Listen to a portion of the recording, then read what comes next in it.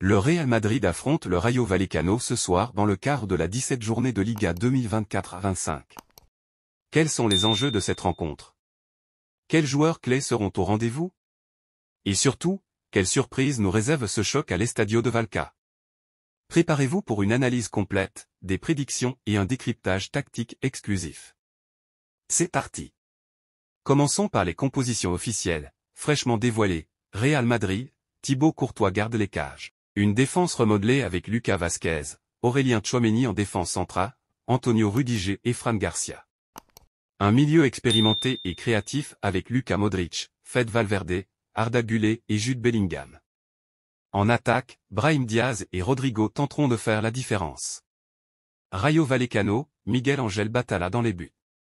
Une défense solide avec Raciu, Numain, Lejeune et Chavarria. Un milieu dynamique composé de De Fruto, Unai Lopez, Izzy, Pathé Ciss et Ambarba. Devant, NTK sera l'arme offensive principale. Le match sera arbitré par J. Martinez Munura, avec González Fuert à la VAR. Ce choc se jouera à l'Estadio de Vallecas, un stade réputé pour son ambiance électrique, idéal pour un duel intense. Passons aux enjeux. Pour le Real Madrid, les Merengues visent les 3 points pour consolider leur position en tête du classement. Carlo Ancelotti compte sur des joueurs en grande forme comme Jude Bellingham, qui brille depuis le début de la saison, et Rodrigo, en quête de régularité devant les buts.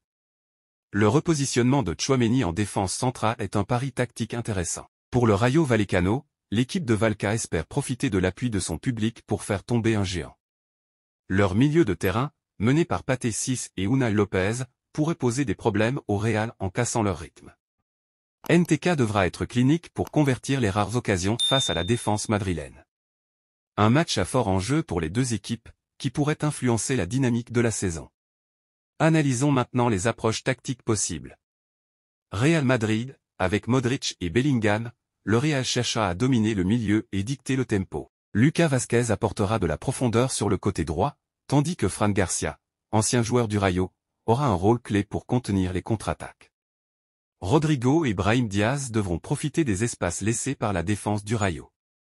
Rayo Vallecano, leur stratégie reposera sur des transitions rapides, avec De Fruto et Ambarba pour exploiter les flancs. Le pressing ou pourrait perturber la relance madrilène, surtout avec Tchouaméni dans un rôle défensif inhabituel. Leur solidité défensive sera mise à l'épreuve face à la créativité de Güler et Bellingham. Alors, à quoi pouvons-nous nous attendre? Clé du match pour le Real Madrid, exploiter les faiblesses défensives du Rayo, notamment sur les côtés. Maintenir une possession efficace pour éviter les contres rapides. Comptez sur des individualités comme Bellingham pour débloquer la situation. Clé du match pour le Rayo Vallecano, rester compact défensivement et saisir la moindre opportunité en contre.